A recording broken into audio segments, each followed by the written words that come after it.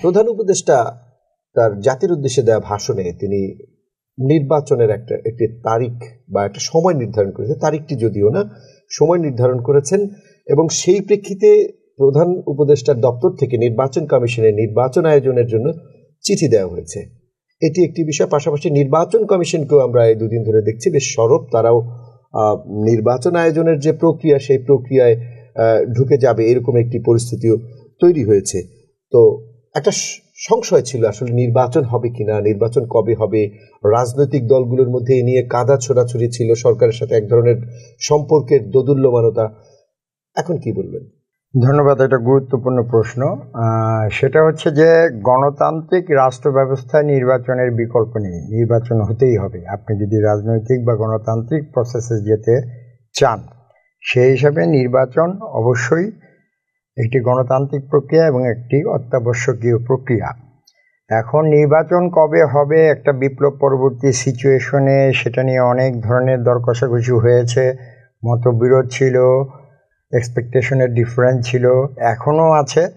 But যেটা হয়েছে যে মাননীয় প্রধান উপদেষ্টা যে ঘোষণা দিয়েছেন সেই ঘোষণার মাধ্যমে সবাই একটা রোড ম্যাপ দেখতে পাচ্ছে যে ফেব্রুয়ারির, যদিও উনি সুনির্দিষ্ট তারিখ বলেননি, বাট একটা টাইম লাইন আমরা পেয়েছি এবং একটা রোড ম্যাপ দেখতে পাচ্ছি, যেটা হচ্ছে নির্বাচন কমিশনের সচিব আজকেও বলেছেন, চিঠি লেখা হয়েছে, প্রথম সপ্তাহে বলেছেন, এবং দৃশ্যমান হচ্ছে যে নির্বাচন হবে।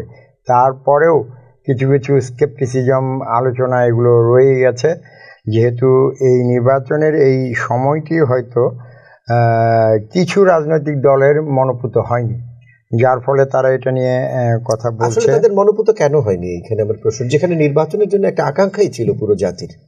নির্বাচনের জন্য আকাঙ্ক্ষা তো ছিলই, বাট এটা কিন্তু বিপ্লব পরবর্তী একটা সিচুয়েশন, এবং অভ্যুত্থান বা গণ অভ্যুত্থান বলেন বা আন্দোলন বলেন, সেখানে শুধু কিন্তু কিছু যে রাজনৈতিক দল বা নতুন যে রাজনৈতিক দলটি হয়েছে বা ছাত্র জনতার আন্দোলনে একটা অবজেক্টিভ ছিল যে শুধু নির্বাচন দিয়ে পুরনো ব্যবস্থাকে আবার যেন প্রতিষ্ঠিত করা না হয়, একটা চেঞ্জ যেন আসে। আমাদের পলিটিক্যাল কালচারে গত 16 বছর যে ফ্যাসিজমটা ছিল, এবং এই ফ্যাসিজম প্রতিষ্ঠার জন্য এবং ফ্যাসিজম বিস্তারের জন্য এবং ফ্যাসিজমের আধিপত্যের জন্য যে সমস্ত সংস্কার প্রয়োজন ছিল সেগুলো নিয়ে একটু দাবি ছিল। তো অনেকে এটা নিয়ে একটু চিন্তিত একটা ফ্রিকশন যে শুধু নির্বাচন এবং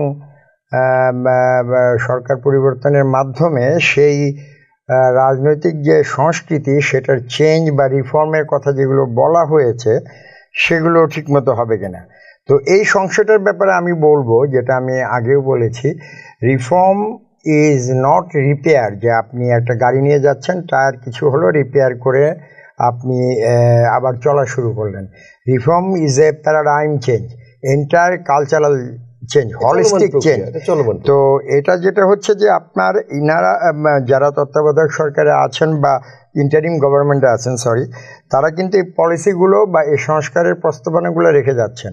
তো এটার বাস্তবায়ন কিন্তু এটা একটা দীর্ঘমেয়াদী প্রক্রিয়া, একটা কালচারাল চেঞ্জ কিন্তু আপনার এই 1 বছর 2 বছর বা এরকম সময়ে হয় না।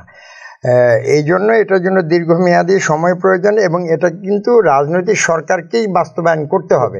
তো তারা যদি এটা ধারণ না করে এবং বাস্তবায়ন না করে শুধু কিছু পলিসি করে গেলে তো হবে না। আমরা 1/11-এর পরেও আমরা অনেক পলিসি করেছি, সেগুলো কিন্তু আমরা দেখিনি, বিকজ রাজনৈতিক নেতৃত্ব বা রাজনৈতিক দল এবং জনগণ যদি এটার সাথে না থাকে, সেটাকে ধারণ না করে, তাহলে এই রিফর্ম কোনোদিনই বাস্তবায়ন হবে না। এরকম রিফর্ম কিন্তু ইতিহাসে অনেক হয়েছে। সম্রাট আকবরও অনেক রিফর্ম করেছেন, উনি ধর্মীয় রিফর্মও করেছিলেন, দ্বীন-ই ইলাহি নামে একটা ধর্ম করেছিলেন। তো সেটা কি এখন আছে? কারণ জনগণ ধারণ করেনি বা পরবর্তী রাজনৈতিক নেতৃত্ব সেটাকে ধারণ করেনি বলেই বাস্তবায়ন হয়নি। তো কাজেই তাদের হতাশ হওয়ার, যদিও তারা এটা নিয়ে হতাশা প্রকাশ করছে বা আশঙ্কা প্রকাশ করছে, বাট তাদেরকে টোটাল প্রসেসটা বুঝতে হবে যে এখানে পুরো সংস্কার বা কালচারাল চেঞ্জ, যেটা আমরা বলি পলিটিক্যাল কালচারাল চেঞ্জ বা সিস্টেম চেঞ্জ, সেটা কিন্তু রাজনৈতিক প্রক্রিয়ার ভিতর দিয়ে হতে হবে, সেখানে নির্বাচনের কোনো বিকল্প নেই।